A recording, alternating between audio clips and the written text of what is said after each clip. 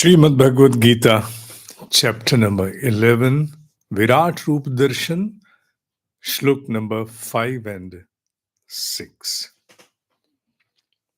The effort, probably, as I am able to understand, behind this entire effort of Viratroop Darshan, trying to project the magnanimity of the limitless infinity in various forms of various kinds. The objective is to enable the human intellect cross the confinements of understanding whereby it is conditioned only to comprehend about facts that are within the ambit of rational the rational to the human intellect. The subject here is adhyatma, and the adhyatma talks about consciousness. Consciousness which has no limits, no boundaries, no age, the unborn, to be more precise, unborn, infinite, timeless. So, all those attributes which are beyond the rational of any confinement to the intellect, they prevail in adhyatma towards consciousness. Intellect has its own limitations.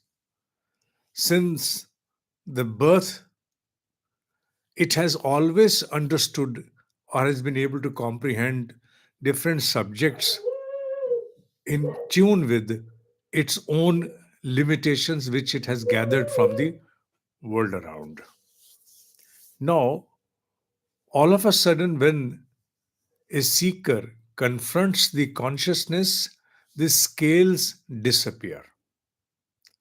Earlier, the scales were various confinements. For example, if I talk about a distance from here, point A to point B, distance shall be precise. If I talk about the volume, it shall have some precise measurement. If you talk about the weight, of course, it shall have its own some respective scale, something to measure upon. So, intellect works upon the confinement given to it about time, distance, volume, weight, and so on. And it can also define about different subjects and people. What kind of a person, what kind of a situation, what was the state of your mind at that moment. Everything is to an extent well definable and can be measured. Whereas consciousness, nothing can be even said, uttered. When you are in the deep state of awareness during the spell of trance of meditation, how do you express what you feel at that moment? How can you express the kind of that inner attraction, that spellbound attraction within, that something which takes you to a state of a blissfulness? Blissfulness is the only word you can use for that. Ecstasy. Go on picking up few words, but yet they are all very peripheral words. You cannot express what is ongoing into you when you're in a deep state of meditation, when you're in proximity to your own true self, not self realization. Then what all is ongoing into you, you cannot express it in the words. It's indelible. Now, from a world which is very much in the ambit of rationals, can be well measured, scaled, to the world where there is no measurement, no scale, it's only about infinity, timelessness, unborn, nothing, no change, changeless. From the world which is ever changing every moment to the world which is changeless. Absolutely different, totally different. You cannot compare them with that ease. although the source is consciousness even to the manifested world, but yet both are very different. Now, the intellect has a problem having survived for all those past several births into a particular mold. Now, all of a sudden, you want to simply shun away all those molds, thwart them, throw them away. It's not that easy.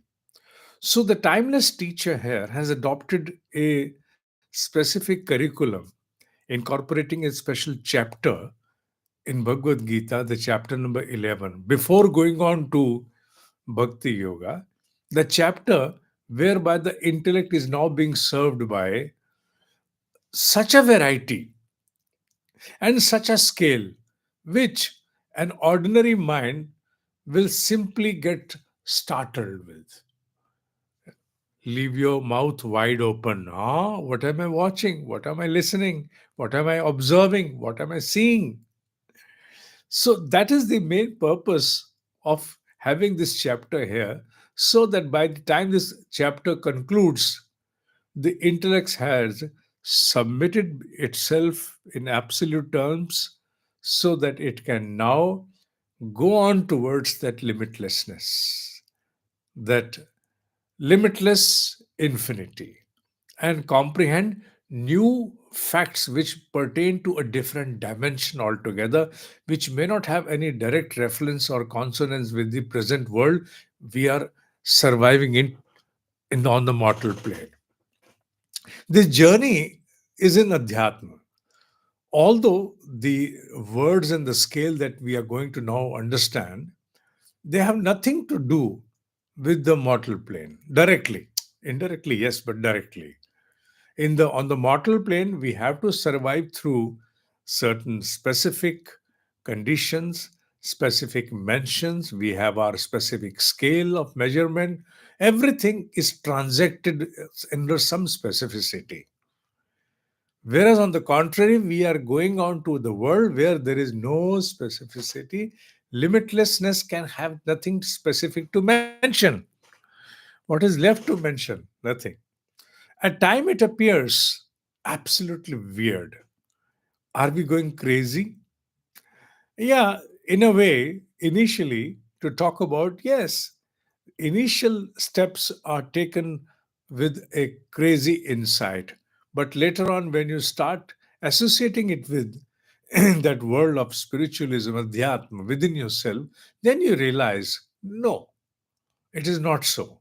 It is most organized and the most happening dimension, where everything is so precisely organized that rather this apparent world on the mortal plane is the most disorganized one, most dissenting one, going into different direction, extreme polarities. Whereas that world, the world of Adhyatma, is harmonious, absolutely entangled and in consonance with each other. So nothing there is, we cannot term it as variegated. No, everything thrives under oneness. Well, having said that, we'll come down to the verses because the words, the exact words of the verse and their translation should not be misconstrued as if we are trying to project some larger stature of the God, the Lord, Krishna. No, it's not about talking about the larger stature. It's rather graduating gradually or scaling towards the limitless, the infinity. All of a sudden, you cannot take a leap and simply land in towards infinity. No, it's not so. So, gradually taking it beyond a limit and ultimately opening the doors of limitlessness to it, the purpose of this particular chapter by the name Viratroop Darshan. Let us come down to the exact verse, both the verse one by one. Here they are before you. The verse conveys to us पश्चिमे पार्थ रूपाणि शतशः अथ सहस्रशः नाना विधानि दिव्यानि नाना वर्णा कृतीनि च. Look, Parth, the most pure one, the son of purity, Parth, one who has out of discrimination and out of discernment, been able to distinguish between the changeless and something which goes on to change, Atmanatma. Now, behold my existence, which is spread into hundreds and thousands of different forms and types, different forms and types, rather going towards limitlessness, but gradually. In the next verse, it goes on to mention Pashya Adityan Vasun Rudran Ashwino Marutah Tatha Bahuni Adrishta Purvani Pashya Ashcharyani Bharata. Here, the name assigned to Arjuna is Bharat, the name of our nation, Bharata. Bharatvanshi beholds the legacy of the Bharat. Now behold, what behold? Those primary contributants that constitute as the unseen forces that enable this manifested world in subtle, causal, causal, subtle, and the gross form. What are those? They have been termed here as Aditya, Rudra, Ashwino, Marutaha. Now, these words are not in common usage in our life. We don't use them commonly in our life, but they have their own existence. And they are the contributing forces, factors that enable our existence on the mortal plane in all respects of the causal, subtle, and the gross manifestation. They have been termed here. Rather, taking Arjuna to scale to a level where he is being informed that all that you see, all that you can perceive and understand and comprehend with your ordinary intellect is this is not independent.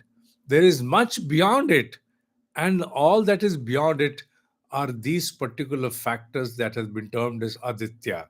There is enough to be said about the Aditya, Rudra, Ashwino, but we'll not get into that at this particular moment in this class. We can have a different discourse for that. The names may be different in different scriptures. There is a difference of names. There may be the assignage of the functions may be different according to different scriptures. But one thing is very common that they all happen to be the contributing factors or forces behind this causal, subtle, and the gross manifestation. So Arjuna has been taken a step beyond the visible world. You find the visible world only in the form of the different forms, shapes, scale. But what about those who enable this physical world sustain its existence? The one that is beyond and behind, the producer, the director, the choreographer. What about them? The lightman, the cameraman, they don't come onto the screen. The script writer, they don't appear on the screen generally. But do you mean that they don't exist? It is they who exist. That is why all that has been orchestrated, enacted as a movie or as an act is possible because of their efforts. So you must realize that beyond this enactment in the form of a movie, there is a large team which has a role that facilitates to enable this happen. Otherwise, nothing can transpire. So the names have been given as Adityas, Rudra, Maruta, Ashwino, etc. And they have their different own assigned function. They have their own specific role to play. The core has to be understood. The confined human intellect has to scale from confinement to limitlessness, which appears to be absolutely weird, a crazy thought. But it is the fact, and that graduation has to be in a gradual form. This chapter has been inducted. Why? Because the chapters to follow is bhakti, submission. The intellect has to submit in absolute terms so that it can comprehend facts that pertain to the dimension of the limitlessness. So, in order to be able to comprehend, the ability to comprehend, the intellect must behold expansiveness. Such an expansiveness where there are no walls, no doors, no windows, no roof, nothing, no roof, no ceiling. It's absolutely open to comprehend. I do admit that yes, to survive on the mortal plane, these understandings do not hold much. Why? Because here we have to transact with confinements, with limitation, with specificity. So we as a limited person has to transact with the world in a limited sense. So of course, we cannot involve or incorporate limitlessness in our perceptions when we transact with the in the normal plane, on the normal world, on the mortal plane. But if you have to go in a different dimension, then you have to adopt a different scale, rather no scale. Like when you are on the road, then you're moving on the road, the norms are different. Moving on the water, norms are different. Moving in the air, the norms are different. Moving in the space, norms will be entirely different. Likewise, here you are now transcending towards that space, limitless, where there are no red lights, there are no confinements, there are no right or left turns. It's just open for the unborn, changeless consciousness. So, thereby, you have to open the ambit of your understanding. The expansiveness of the intellect has to be now opened up beyond any limits. This is the purpose of calling different names that pertain to different forces which are unseen but facilitate the manifested world to function in its own form, and more to come in the further future verses which you shall study in the future classes to come, in the upcoming classes. So, having said that, I believe whatever came to my mind as a teacher should be shared with you as the objective of this Viratroop Darshan, the chapter, where we are going to name certain forces which otherwise do not have direct relation with us in day to day life, but yet they hold their own significance. Having said so, more to come in the coming classes. Enough for the day. ओम ही सत्य है, ओम ही सत्य है, ओम ही सत्य है.